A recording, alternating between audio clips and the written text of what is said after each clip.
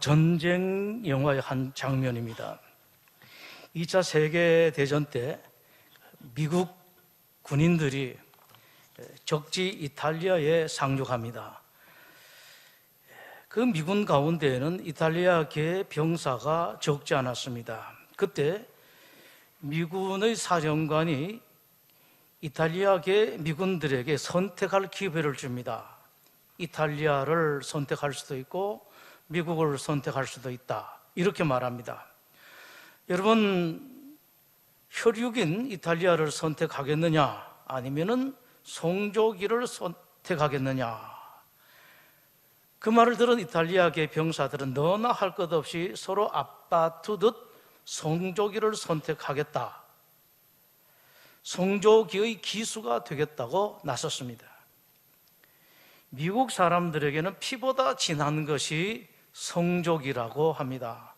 그 이유는 미국 사람들은 미국 사람으로 태어난 것이 아니고 미국 사람이 된 사람들이기 때문입니다. 미국에서 관공서 학교는 말할 것도 없이 주요소에도 송조기가 나부끼고 있습니다.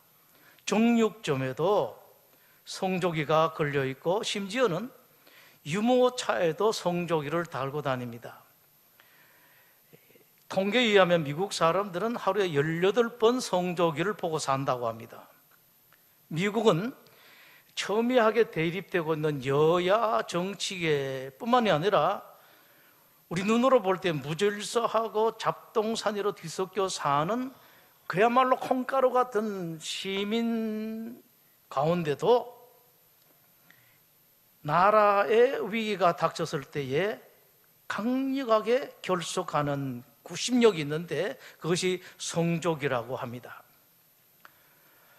이스라엘도 마찬가지죠. 인구 900만이 채 되지 않습니다. 2019년 현재 이스라엘 둘러싸고 있는 아랍, 그 30배가 넘는 3억이 한참 넘습니다.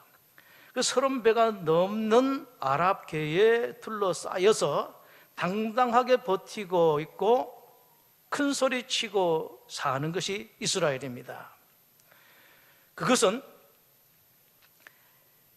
이스라엘 국내뿐만 아니라 전 세계 유대인들에게 있는 강력한 구심력 때문이라고 하죠. 그 구심력은 세 가지로 말합니다. 하나는 유대인들이 독특한 유대교적 종교의식, 또 하나는 유대교적 결속력, 또 하나는 유대교적 선민의식. 우리는 특별히 하나님으로부터 선택된 민족이다 라는 이 세 개가 그 구심점이 된다고 합니다. 이 셋을 한마디로 요약하면 이렇게 요약할 수가 있겠습니다. 여호와 하나님 신앙, 이것으로 똘똘 뭉쳐져 있습니다. 바벨론 포로에서 돌아온 유대인들은 상당히 힘들고 어려운 여건 가운데서도 다른 일 모두 다를 제쳐놓고 예루살렘 성전을 먼저 지었습니다. 그리고 예루살렘 성 재건을 시작했습니다. 그 당시 사람들은 내 집도 제대로 마련되지 않았습니다. 내 삶의 터전도 제대로 준비되지 않았습니다만은 그 모든 일들은 뒤로 제쳐놓고 조국의 일, 민족의 일들을 먼저 했습니다. 오늘 본문을 비롯해서 느헤미야 3장은 예루살렘 성 재건을 담당한 사람들의 명단입니다. 여러분들 그 중에서 아주 일부분 1절부터 8절까지 보셨습니다만은 이렇게 되어 있죠.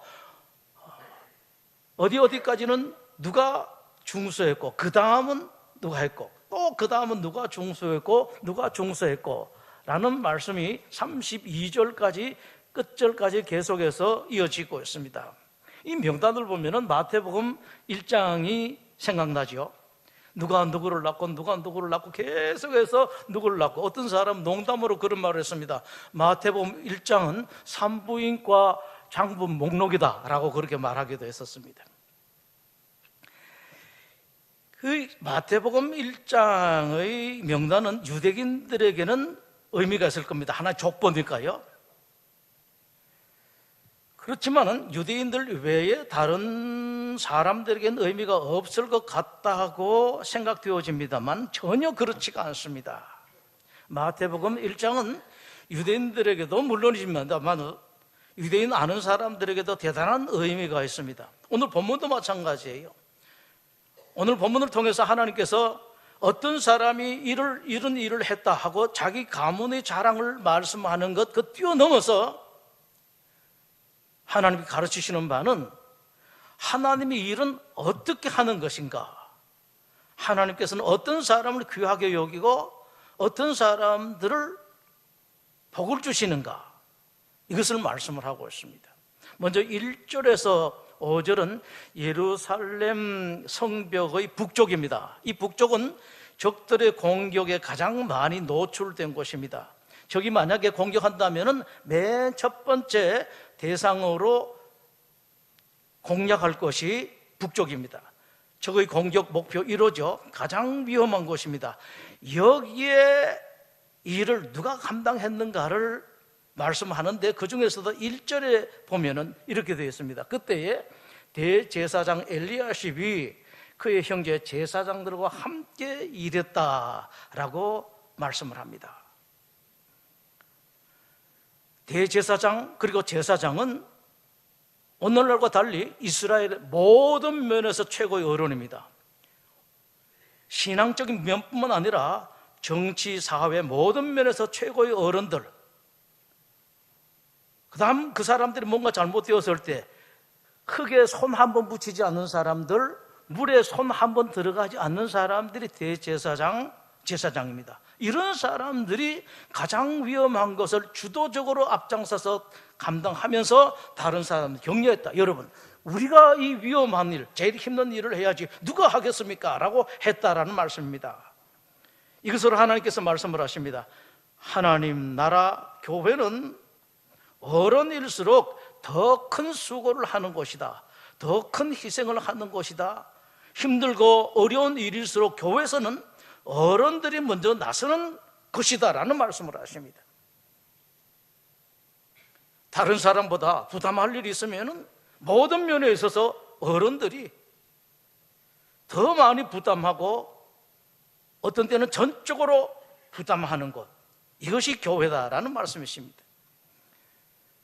이것을 다른 말로 바꾸면 교회에서 누가 큰 어른인가 알 수 있는 기준을 여기서 뽑아낼 수가 있습니다.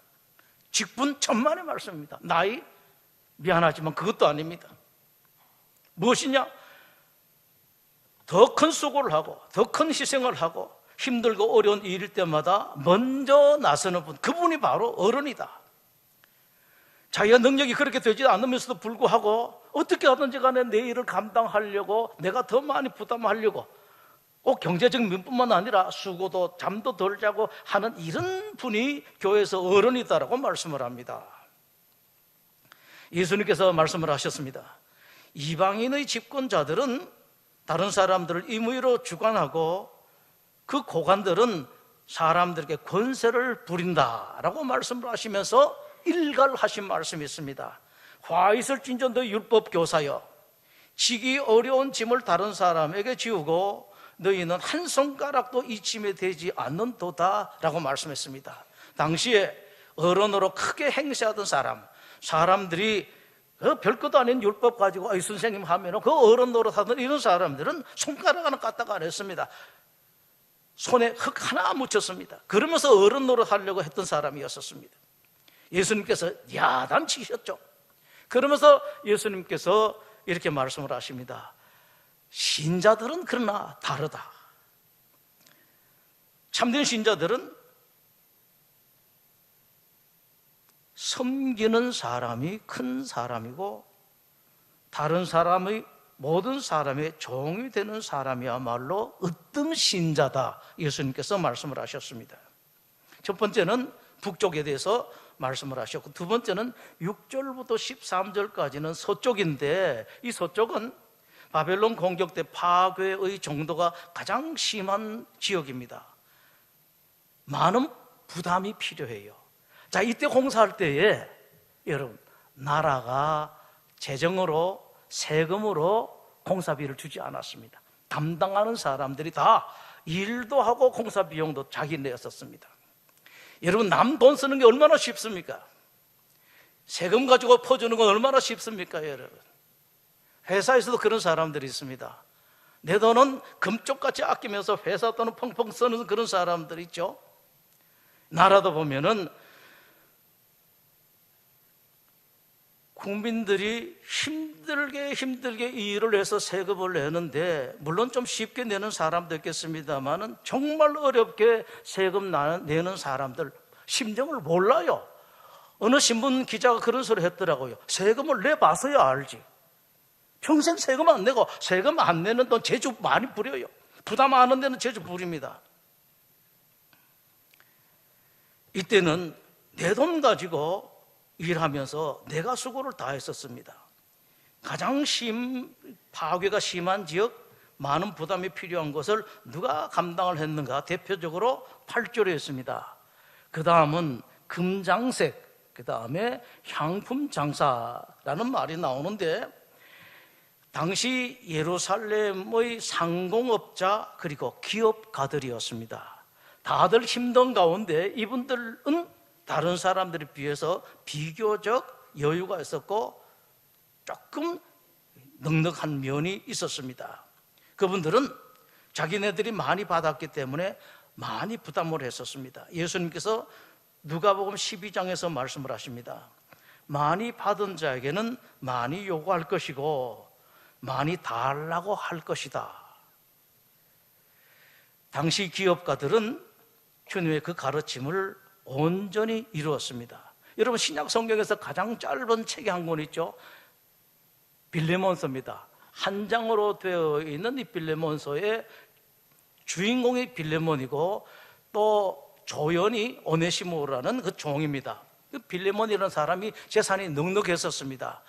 이 빌레몬은 기독교인들이 돈이 있으면은, 재산이 있으면은 어떻게 살아야 되는 가 아주 대표적으로 보여준 사람입니다. 먼저는 자기 집을 예배당으로 제공을 했었습니다. 뭐 가지고 그냥 예배당으로 제공해 돈이 얼마나 드느냐, 뭐 힘이 드느냐, 그게 아니었었습니다. 그 당시에는 예배를 드리면 몇 시간을 드렸고요.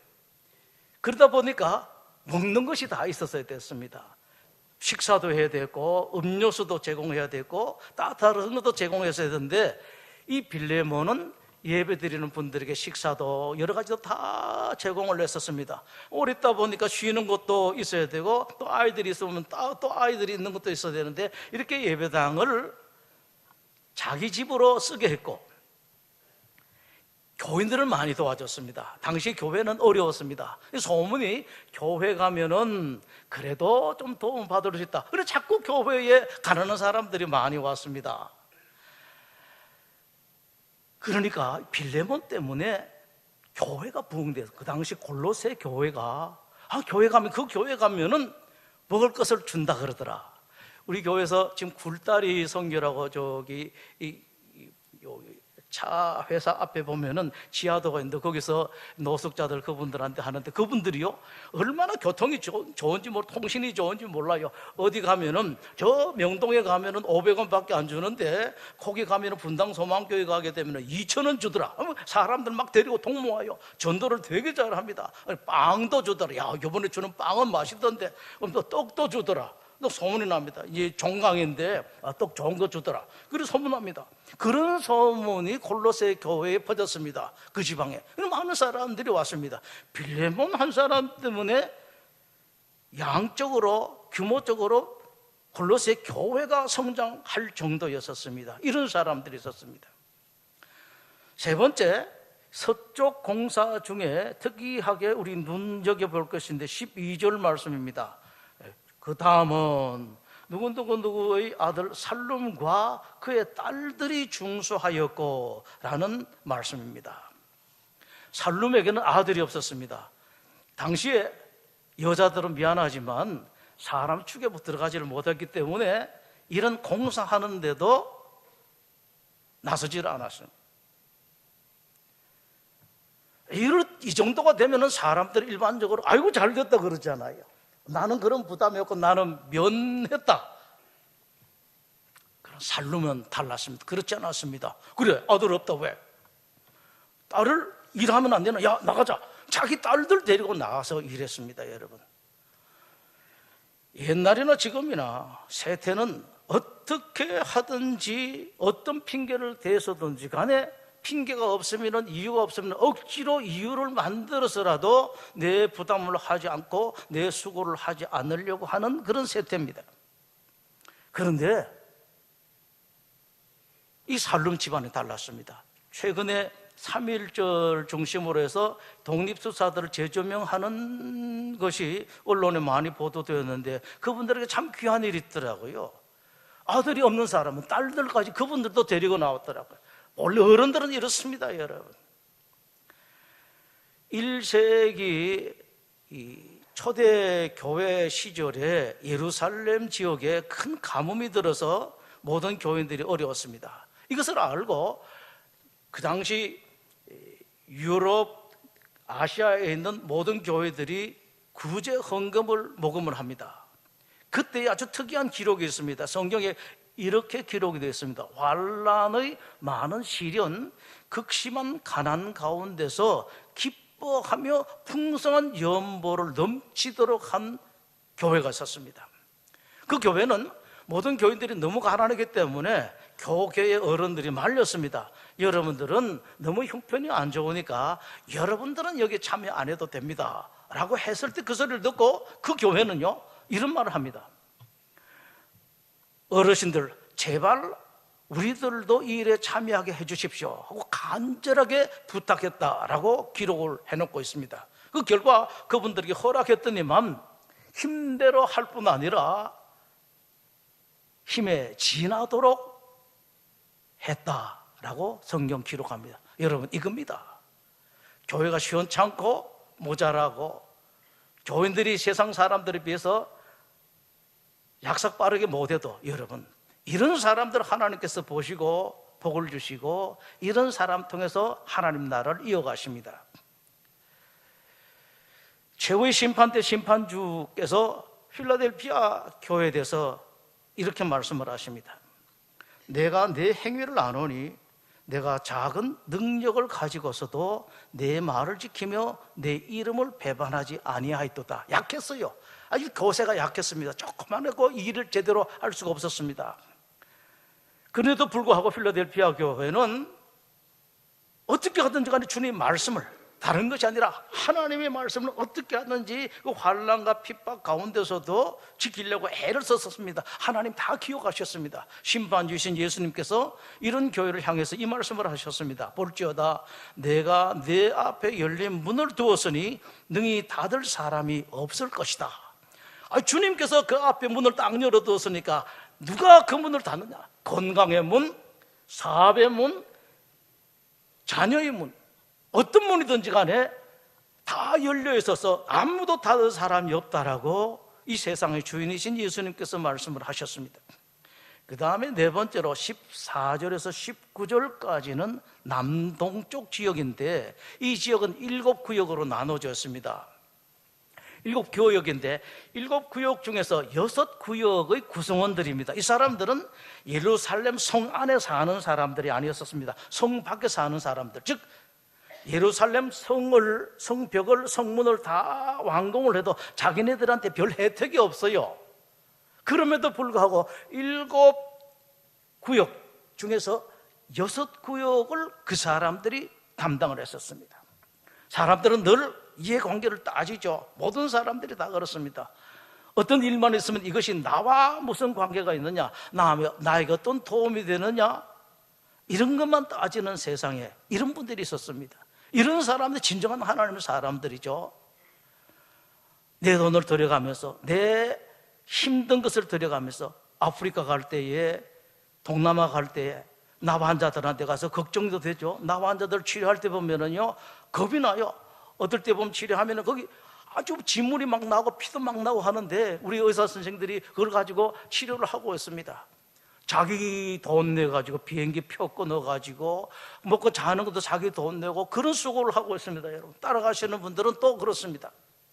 고도가 높아서 머리가 아파서 절절 매면서도 또 가고 또 가고 하시는 분들 있죠. 뭐 때문에? 나에게 돌아올 것도 하나도 없습니다. 그럼에도 불구하고 하나님께서 기뻐하시는 일이기 때문에 그렇게 했었습니다. 여러분,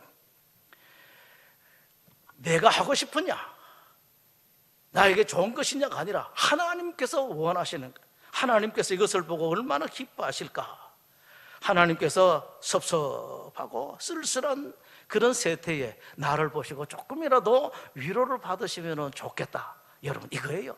믿음의 사람들이 세상 살아가는 방법은 이겁니다. 이게 믿음의 사람들이 세상 살아가는 길입니다. 다윗이 하나님의 특별한 사랑을 받았죠. 특별한 사랑을 받은 이유 중에 하나가 있습니다. 아주 큰 이유인데, 사울이 사실은 다윗에게 큰 원수였죠.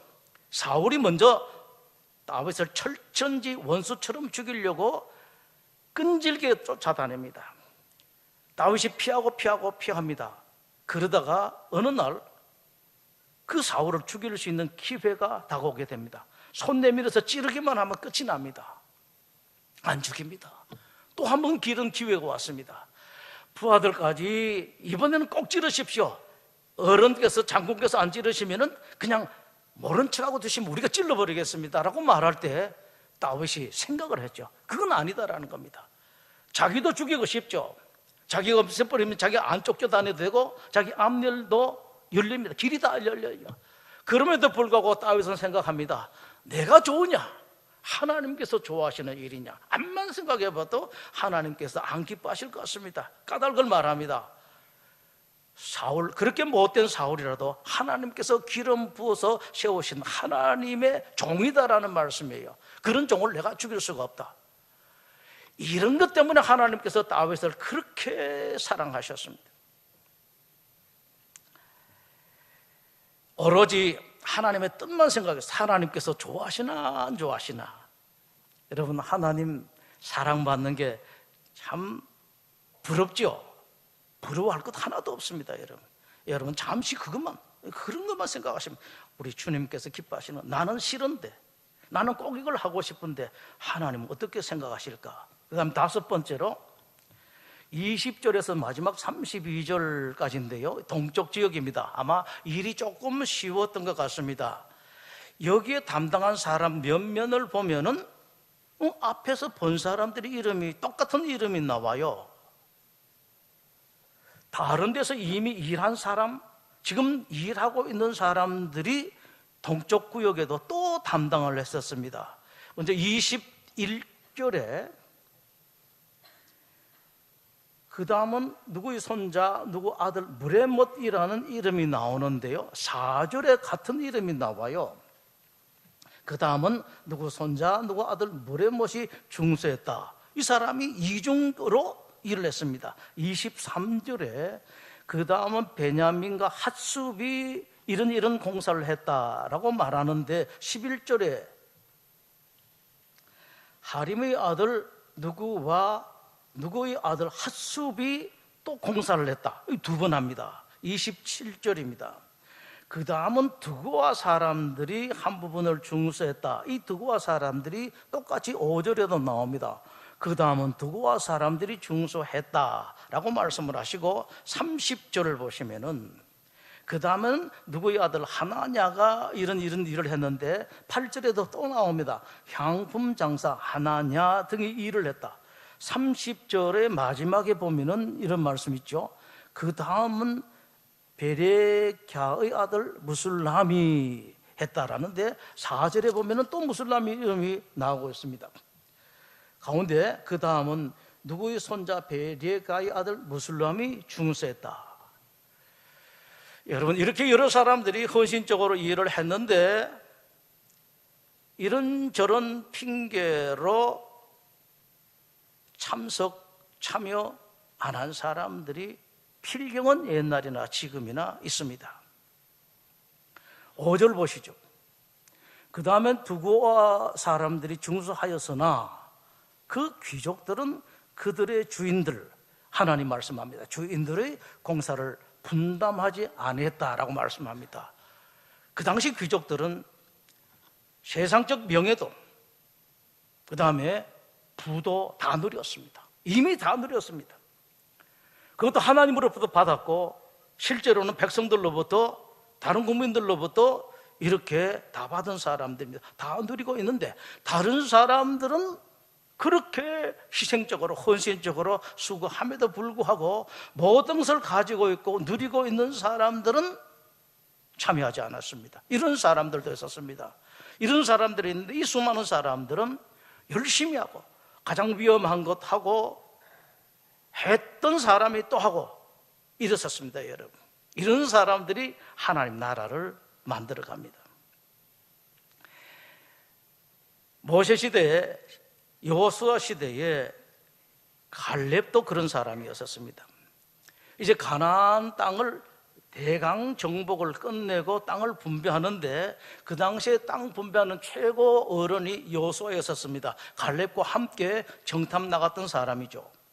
그때 모세가 갈렙에게 약속을 했었어요. 갈렙아, 너 나중에 너 어떤 땅을 달라고 하든지 간에 다 줄 것이다 라고 이 기록에 남아있고 여호수아도 그걸 기록했습니다. 이 땅 분배하는데 갈렙이 여호수아를 찾아와서요, 가슴이 덜컹하죠. 그러나 전혀 달랐습니다. 갈렙이 이런 말을 합니다. 여호수아님, 오늘 내가 85세로 돼 모세가 나를 보내던 날과 같이 오늘도 내가 여전히 강건하니 내 힘이 그때나 지금이나 같아서 싸움에나 출입에 감당할 수 있습니다. 지금 저 땅, 아직 우리가 정복하지 못한 땅, 그 땅에는 거인들이 살아서 우리가 공략하기가 참 힘드는데 나 시켜주면은 하나님께 도우시기만 하면은 내가 그 일을 감당하겠습니다.